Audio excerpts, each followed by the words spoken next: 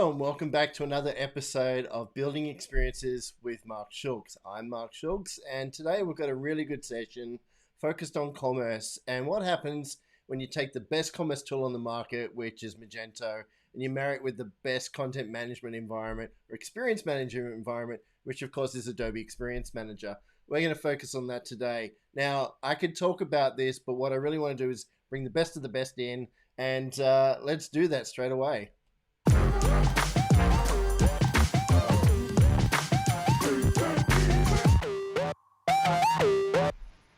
Markus, welcome to the show.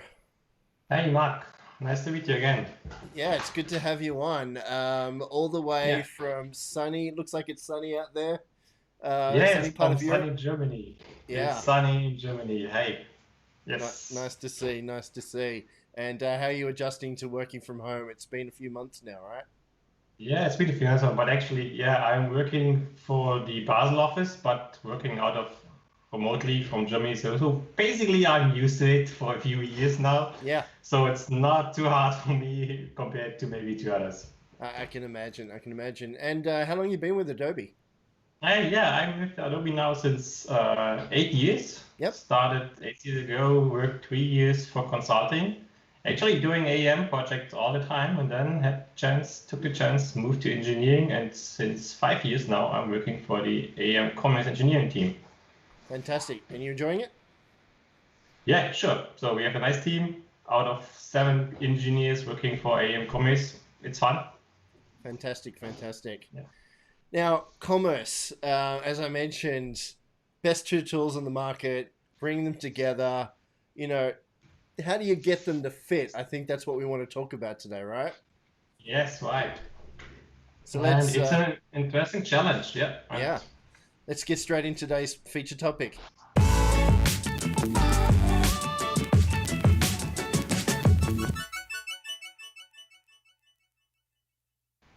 So when we start to put two technologies together, we often want to think about how to get the best out of both of them. And Markus, I know you are close to heart around the commerce integration framework. Can you maybe start and tell us a little bit about what it is and how it came about? Yeah, sure. So actually, Commerce Integration Framework is quite a while around. Basically, we have this since CQ55. Started with Hybris and then go along and added more and more integration. And then 2 years ago now, Magento came around. So this changed obviously a lot of things for Adobe, for AEM, and also for us as a commerce team in AEM. And that's when we started to rethinking and re-architecting the commerce integration framework. And that's basically what we have now. Tight integration of AEM and Magento, integrating with third parties, but obviously, yeah, Magento is now belonging to Adobe, so Magento is definitely getting our priority. But architecture-wise, we are also open. We have partners building integrations with other vendors like Hybris, for example. But the focus of our team is definitely clearly on the Magento side.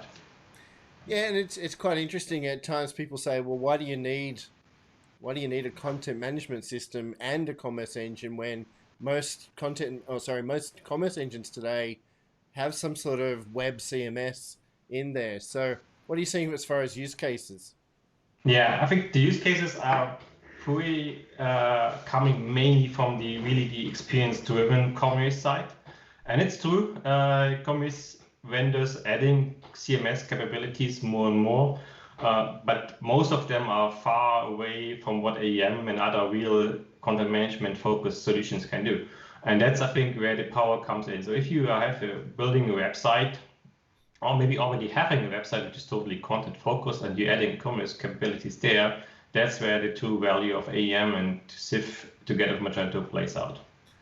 Yeah, and I think it's no compromise, right? It's you're getting the best out of the Yeah. commerce engine, but also the best out of the experience, and then being able to drop in, a shoppable moment or a transaction piece at any point in time across the customer journey is quite good. So you Yeah, brought some demos along with you today to yeah, show sure. what this looks like. So how about we take a look at some of those? Yeah, let's have a look. So let me share my screen. Yep. So so why we have what we can see now here. So we have a reference or a demo store. What is called Vanya. It's basically a brand, a demo brand name. We share together with the Magento team. They have a Vanya demo as well. This is the Vanya demo on AEM. And at first hand, it's a classic B2C storefront. So everybody who's basically was shopping on the internet has seen a similar experience. So this is the landing page we have now with a few marketing oriented content, teasers, featured categories, things like that. This content all here was created by authors. So to create this, and I showed this a little bit later, so you don't need to be a developer changing templates or these sort of things. It's all doable by content management people. They can just influence this experience, replace teasers, adding custom content, etc., as here. And let me go through the shop basically. So we can navigate to a category, for example, or we can navigate to a product. And by the way, while the page is loading, this is all running on AEM Cloud already. So this is actually some new feature we introduced recently. But let's go to the shop first. So we have I see we have a nice summer promotion for a few dresses. Maybe I get something nice for my wife. So classic PDP page. I can browse to the image via the thumbnails. I can select the different colors of the product, different sizes. Maybe this one is maybe better, and adding it to a shopping cart. For the shopping cart, we already get the promotion applied, as we have seen in the nice advertisement before. I can change quantity, remove items, all these sort of things. And I can also go pretty straight to the built-in checkout. So let me quickly add my shipping information here. Since I played with the site, oops. Okay, use this one. Billing information, we have basically all the integrations which are doable and configured in Magento. We have an AEM as well. So this is all the data here is coming live from Magento. It's all transactional integrated. So in Magento, I configured the Bointe as a payment provider, but I also have check and money order. Whatever is configured in Magento, we see this information here and basically can use it. And let me use this quickly because I'm too lazy to type in my credit card and don't show this on the internet. Shipping information, same like payment, it's all coming from Magento. I can use this. It's updated in my cart. I can review the order. This looks good, and then let's place the order. And here we go. So the order is placed. I'm getting an email confirmation in a few seconds, and basically shopping. I'm done with my shopping. This is basically the reference store we provide for projects. They can just get it, take it, either start from here or build from scratch. There are many options how we can get started with AEM and commerce. So, I mean, it for people who haven't seen this before, the key thing to call out is that this is Magento powering this all the way through, but AEM is providing the glass, right? Yes, AEM is powering the glass. Magento is basically headlessly integrated with AEM. So all the experience, everything is rendered by AEM, and we do underneath we do a GraphQL communication with Magento's GraphQL API. Yeah, and of course, I mean, the first thing that I think about when I see this demonstration is that while the example is, you know, a catalog page and a PDP, you know, through the transaction, of course, AEM can do everything else as far as the, you know, the content marketing, the, you know, sharing the awareness with the customer, and then eventually ending up with a PDP. So it's not just that you're focused on this use case. It's we can actually add this use case to an existing site, which is what a lot of customers often do but they often do it with a .shop or a shop.com type of experience where they've got a CMS, and then at some point when you click a button, you go to another domain with the commerce engine. And so the idea is it's actually one straightforward experience that spans just on the one domain and moves around.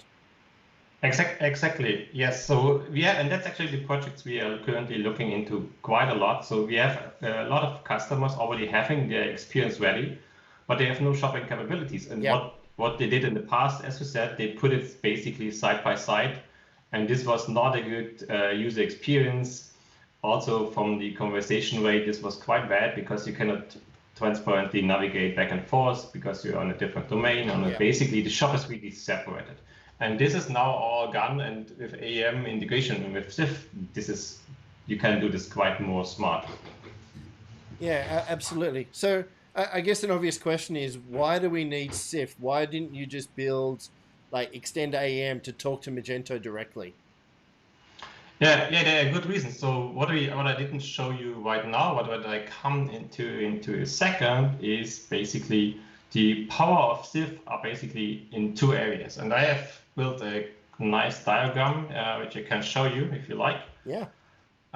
So this is basically what's in the box and what's basically the power of box. So SIF consists out of two big building blocks. One is the core components, and the second one is the authoring tools.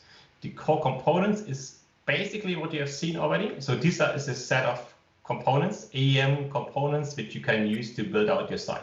And that's the first advantage of using SIF, because you don't need to do this all from scratch. You don't need to build these components from zero. You can take these core components, adapt them to your needs, tweak the styling, also customizing the GraphQL queries, etc.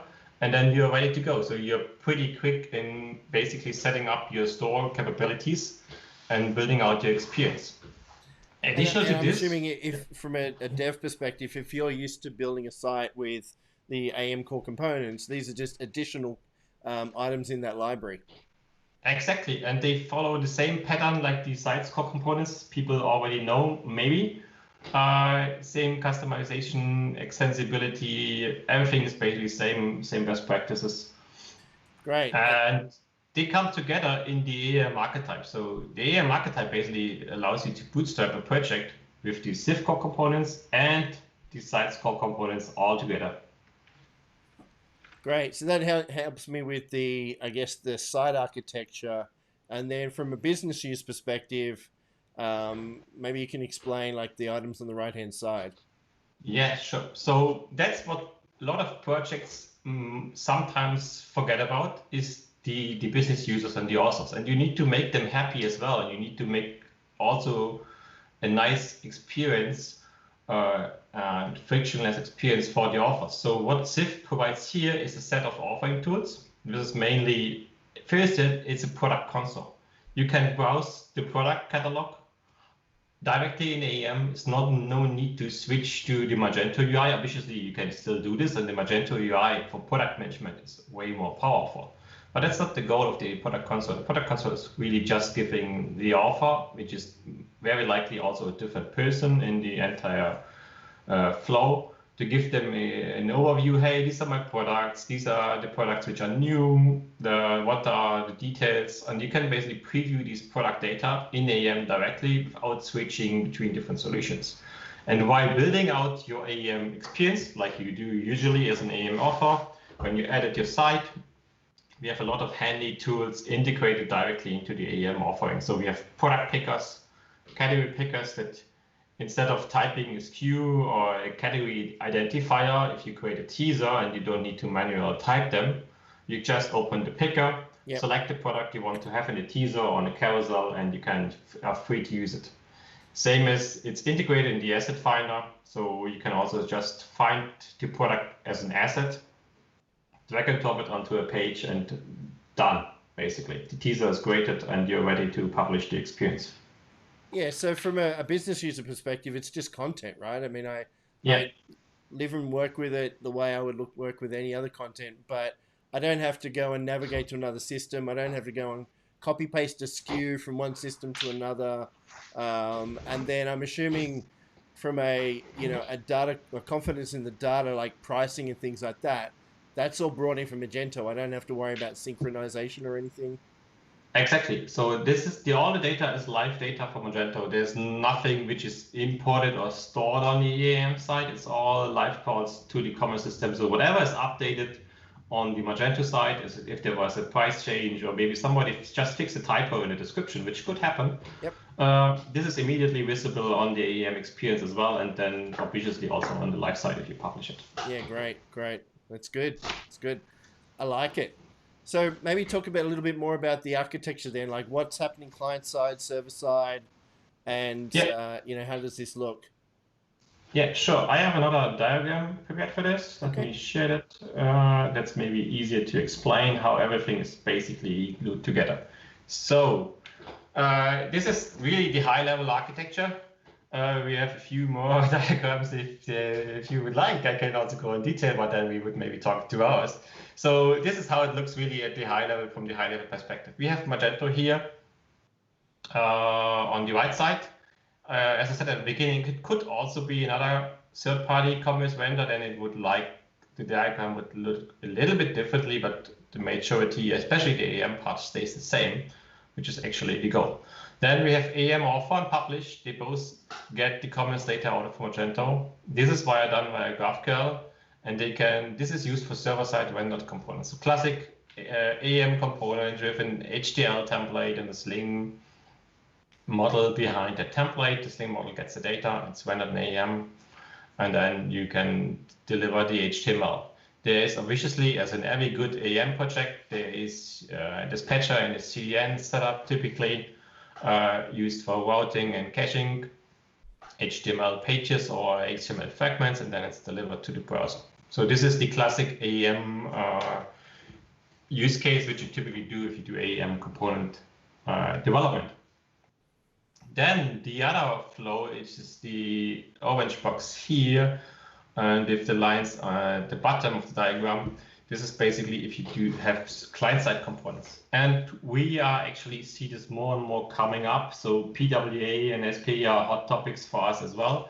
And currently, actually, the storefront you've seen before is already a set of mixed components. It was combined and composed of server-side components and client-side components together transparently. So as an end user, you don't even see it, that this is a component which is rendered in the browser. For example, the shopping cart was rendered directly in the browser, and the GraphQL call from the cart component directly hit Magento. It basically bypassed AEM because there's no need, and it's much more performant if you just get the data out of Magento, what data you need. And I'd imagine that the architecture means that there's less load on Magento because AEM is, highly cacheable and serving out that content, and it's purely, the pricing details if you're doing that client side, and of course the cart and the transaction. Yeah. So a good thing where you can distinguish, and this is also how our team aligns, is basically on the kind of data. If the data itself is more static, like a product title or product description, which typically doesn't change every minute or every day. Yep. This is something you deliver via AEM server side clearly. It's highly cacheable. You can get pretty good performance out of it by using all the AEM built-in facilities. And if the data is more dynamic, or if it's personalized data like a shopping cart, then obviously there's no reason to pass this to AEM. You can get it directly from Magento, and you get a way better user experience if you render this client side. So our rule of thumb is static data is going via AEM server side, personalized and dynamic data is going directly. And imagine you can make some of those selections within the components. Yes, sure. So if the core components, the components our team is building, basically they have these sort of switches. You can switch things on and off. For example, the pricing is a good example. We have customers, they change the price once half a year, and the price is really static. So you just can render them in AEM, no deal about it. And we have other customers that they are totally the opposite.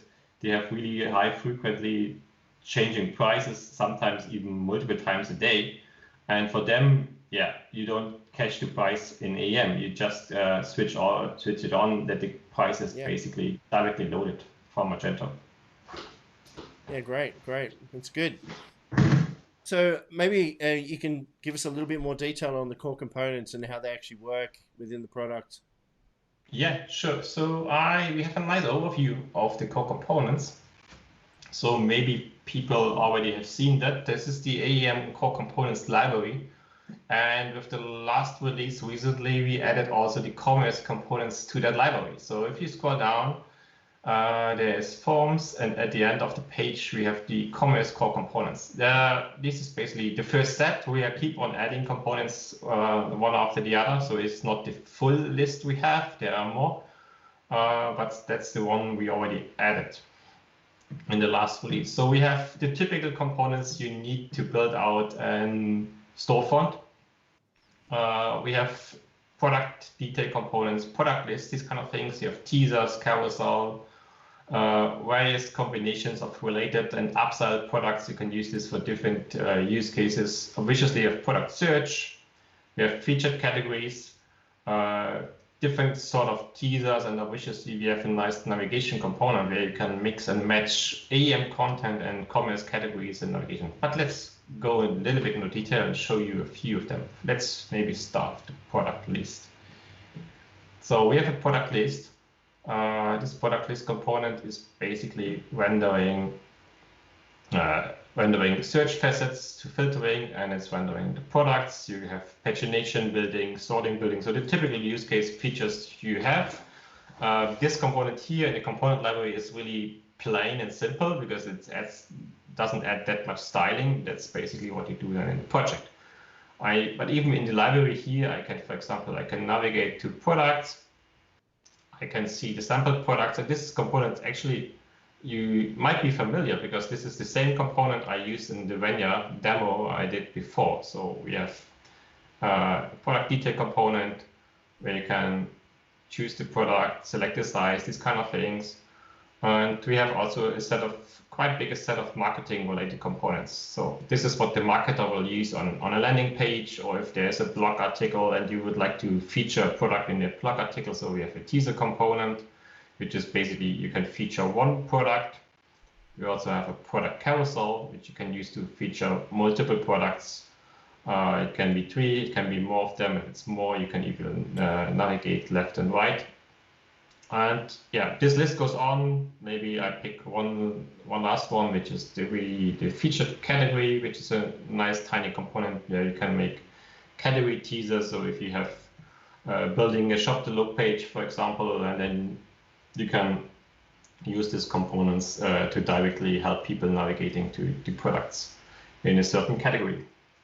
And I'd imagine that, like the rest of the core components, then it allows a front-end developer designer workflow where you could take the markup that's listed on that page and say, okay, this is what AEM's going to produce.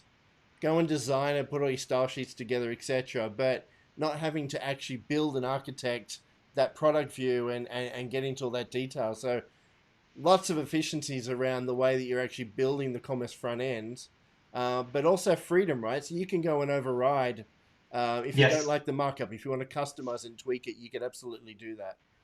Exactly. So basically the same components and best practices for the core components apply to the Civ core components as well. So you can have simple things. You can just tweak the styling a little bit here and there and make it looking accordingly to your CI, your styling guidelines. And the other option is, and I hope we have quite a list of big tutorials, is you can also do deeper customizations. So exactly as I said, so you can override these link model files.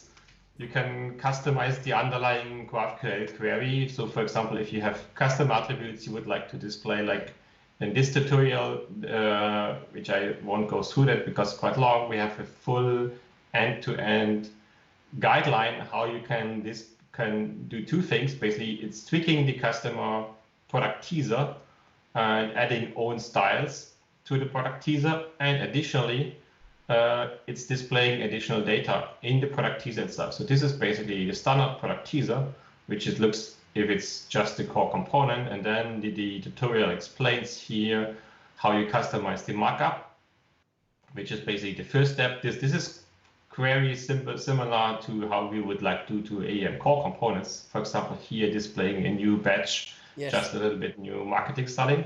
And the tutorial explains as well how you can get out additional attributes for that product if you like to display multiple prices, or if you like to display additional attributes which might be custom to your use case. Yeah, absolutely great, and can see it saving tremendous amount of work. What type of feedback have you had from customers who are using this framework today? Actually, we get quite positive feedback, and we see really even Civ core components library is quite new. We're seeing really starting getting attraction now. We have customers creating pull requests, also partners starting contributing features. So, for example, the search facets was a partner contribution. We have first projects either asking for new core components, and we basically say, hey, this is so easy, why not contribute them? And that's what they're doing. So it's getting really attraction now, slowly, but it's steady though. It's just good. Yeah, that's good to see. It's good to see. And I think there's obviously improvements with AEM overall that the commerce team inherits, and therefore the project inherits as we go through. Maybe let's switch and talk about the authoring again, and maybe talk about how the teasers work and what's the day in the life of an author look like when they've got those components in front of them. Yeah, I can show you maybe, and then we go through a typical use case. So let's say I'm in the AEM author UI now.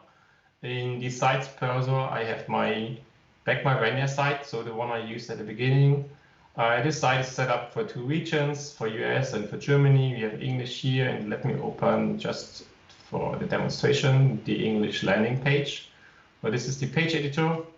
By the way, this is already, all the demo I'm doing here is on AEM Cloud now. So this is already the new integration, which we recently released. And this is the site you see before. And I have here a few teasers, and let's maybe first rechange a few of these teasers because we have new products in the store and I would like to have the new products. So let me put these nice earrings and replace them here. So this is one simple use case. You just drag and drop them on the page. Teasers replace. If you're happy with the experience as an author, you can publish it and it's boom, it's live on the website. So it doesn't even take you a minute to add a new promotion to the homepage. But that's just really simple. So you are effectively browsing the Magento catalog live. It's not synchronizing. Yes. Dragging and dropping onto the page. Normal AEM rules apply from then. You have to publish it, assuming you have permission. Then it's live within a matter of minutes. Exactly. But that's really just a really simple use case. Maybe let's do something more complicated or more valuable use case. Let's say I have this scarf here, and I don't only have this one. I actually have multiple scarves in my catalog, and maybe we do a special PDP template which is featuring the scarf and try to do a little bit upsell on the scarf product detail page. So let me close this and navigate to. So we have the way how this works is we have a catalog page, and underneath the catalog page we have templates for the products. By default, you get 2 default templates, one which is used for rendering all the category pages and one is for rendering all the product pages. But hey, all the product pages looking the same and it's quite boring. So we try to do a little bit upselling by having a customized product page. So that's why I created a scarf product page, which is special for the scarf. This page I just created before. We did the record, we do the session here, but this page, this is almost empty. So it's at the moment, it's really just same 100% identical with the default page. And what I would like to do is I would like to add additional component here. And I'm adding the product carousel to this scarf template page. And then I'm adding a few products I would like to use for this. So let me search for scarf. So as you see, this is all live data. So I can query Magento, I can search Magento. And we have a few nice other products, which I would maybe like to use for cross-sell. So I put them here on the product carousel. Let's do a second one and maybe the third one. And to make it complete, let's take all 4 of them. Here we go. And to make this a little bit attractive, let's add some call out here. So I have this component as a dialog. In that dialog, I basically can influence how the components work. And I would like to just enter a little bit title, call to action title. I also can add more products here using the picker. the result would be the same like if you do the drag and drop, basically. So this is not done. So we have a nice call out here with a few additional products. To get this fully working and to closing the full cycle, we need to tell AEM, hey, this page template which I created for my scarf should be used only for scarf products. So for that, I'm going to the properties of that page. I'm going to the commerce tab, and I can select all the products this particular template should be used. So let's do this. I'm getting the product picker, and let's say this scarf maybe might match very nicely to this dress and maybe to this one. So I select 2 products, and the result will be this template is now used for these 2 products. So if I go to preview now and preview my experience, and I have to remember the products I selected, I show this and now we get back to the home page. I think I selected this dress, right, or this cardigan, and if I click on this now, I should get my special PDP product experience. Here we go. This is the product, and we have now our scarf promotion underneath the product. Just to compare and to show you the full picture, if I go back and go to the other product here, this product is not tagged in the special template. So for this one, I'm still getting the default experience. So this is a nice and easy way how authors and marketers can easily create a quick new experience for either a few special products or even for an entire category. So it works the same for categories as well. Yeah, absolutely. And I think, what I was looking at when you were doing that is, of course, from the commerce author or the commerce persona, you could absolutely add associated products, etc. in the commerce engine, but there's lots of use cases where a marketer might say, okay, I've got extra information about this product. I might have tutorial videos or selection guides and all these different types of things. So by combining the commerce and the content in one place gives you a lot more control and allows you to get in there. So, it comes down to, it's not one tool or the other. It's the right persona and the right freedom to do what you need. Exactly. So the goal is here clearly giving the marketers the right tools they need. And as you said, so maybe we have a tutorial video, which is typically nothing you put in your commerce system. That's what you have in your asset management in AEM. Other use cases are if you have, let's say, next to your classic store, you have a few promotions, you have articles, you have blog posts, and on this blog post, maybe you do a blog post about your recent trip to, let's say, Australia, whatever. And for that, you can do quickly adding teasers if you would like to do some cross-sell and do some promotions for, let's say, backpacks or other hiking tools, for example. I think one of the other things that maybe is not noticeable at first, but it's automatically creating product data pages or detail pages for every product in the category. Yet you can go and override it. So you get the advantage of automation, but you have the freedom to change it as needed. And you're not necessarily creating, a whole bunch of JCR nodes within AEM and having to manage that. From an architecture point of view, it's happening more at the cache layer, right? Exactly, and it's way more lightweight, basically. So as you said, for every published product in Magento, you dynamically, automatically get these pages. So to add in the most simple use case, you just add the product on the Magento side. Yeah. You publish the product, and it's immediately visible on the AEM page. So there's nothing to do for a marketer for just adding a standard product. So that's the easy use case. So it's all automatically and dynamically queried the data from Magento. So there's no import, nothing to replicate, and these typical kind of things. But as I said, you have the freedom to override this and overlay this mechanism and still build your custom pages with more marketing content on it. Great. So to move forward then, obviously we have AEM. If I'm a new customer today, I've got my Magento instance, I've got my AEM instance. What does a project look like? Like how quickly can I walk and run, get things started? What does that look like? Yeah, actually, the start of the project is like a typical AEM project. And now in the SIF case, we provide you with two options for doing it. So one is to use the AEM archetype.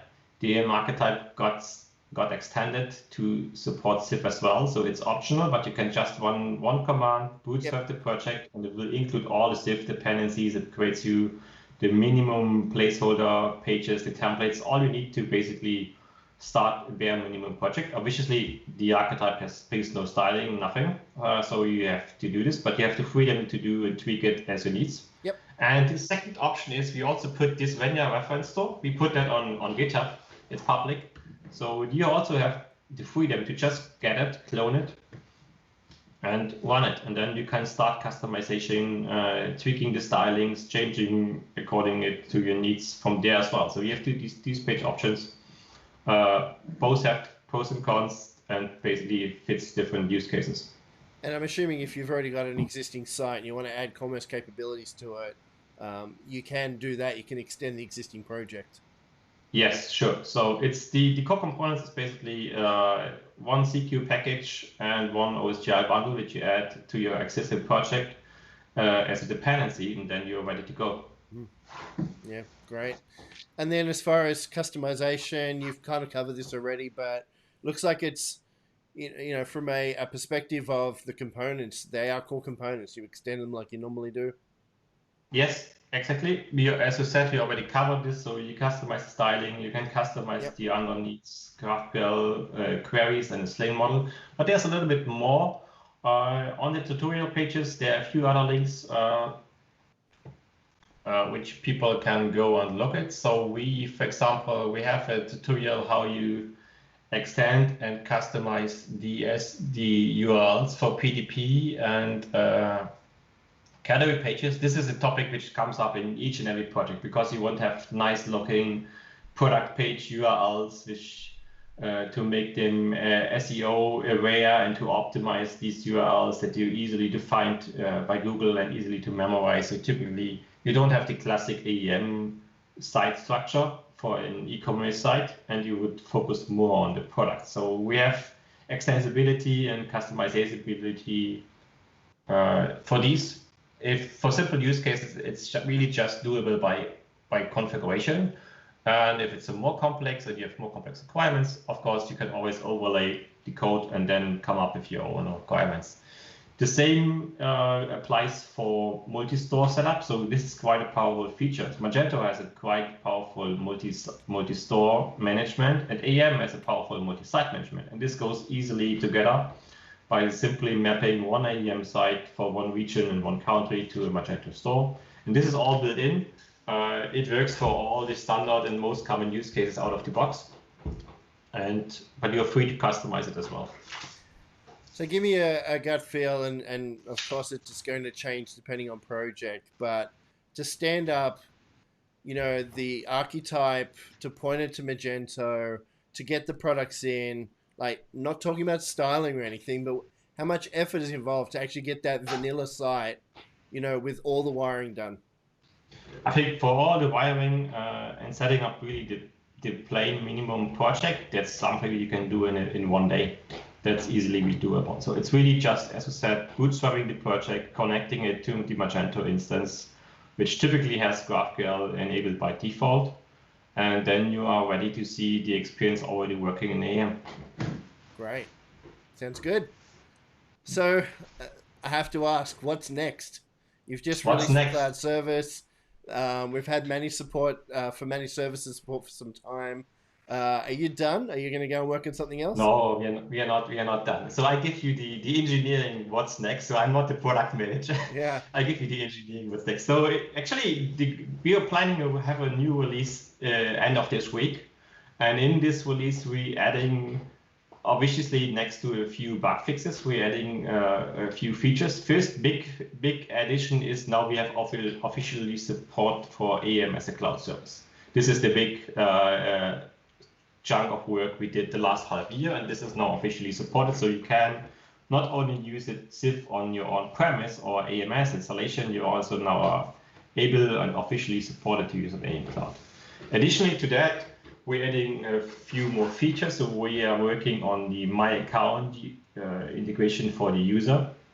We reworked the user login and make this a little bit more desktop friendly.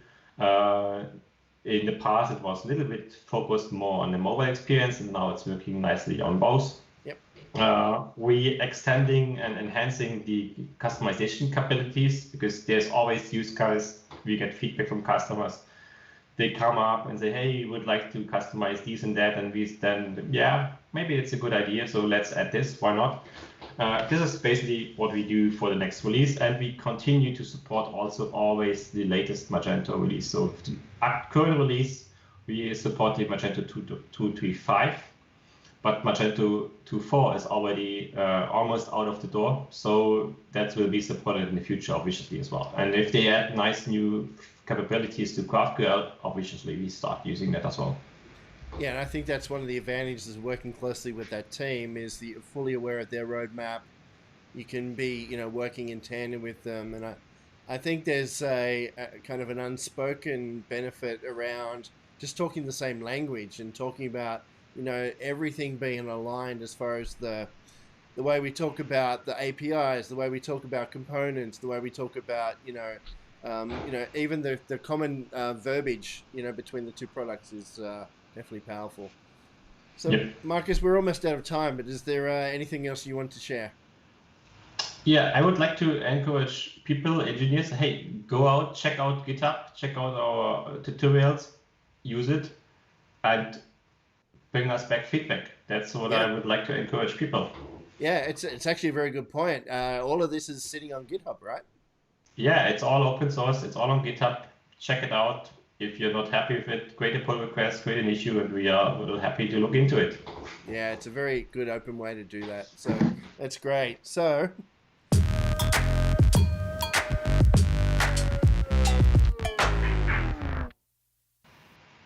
Markus, I want to really thank you for joining me today. It's been a great conversation. You've helped demystify how we can stitch these two amazing solutions together.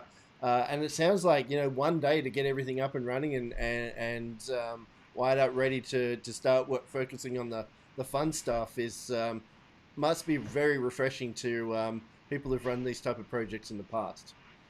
Yeah, that's true. Yeah, thanks, Mark, for having me. Mate, it's a pleasure. And can we get you on again in the future to share some of the enhancements? Of course, always. Fantastic. All right. Well, look, we have another show coming up in another week and a half, focused on something again relevant to the commerce story around single page applications, and we'll be looking at the ways that they can be managed with AEM, and we'll talk about the commerce use cases there. But that's it for today. Thanks again to everyone. Thank you, Markus, and we'll see you next time. Bye.